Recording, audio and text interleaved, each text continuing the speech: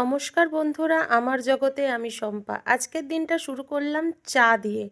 বেশ সুন্দর করে চা খেয়ে তারপরের একটু এই শীতের সকালে ব্যারাকপুর স্টেশনের বাইরের ভিউটা আপনাদের সঙ্গে একটু শেয়ার করলাম। পুরো কুয়াশায় ঘেরা লোকজন, আমিও সেই সময় ফিরছি আমার অফিস থেকে, তাই এই ভিউটা আজকে সবার সাথে শেয়ার করলাম। অসাধারণ সুন্দর একটা ভিউ। হয়তো খুব ঠান্ডা লাগছিল, কিন্তু খুব ভালো লাগছিল। স্টেশন থেকে যখন ফিরছি তখন অনেক লোকজন যে যার কর্মজীবনে খুব ব্যস্ত।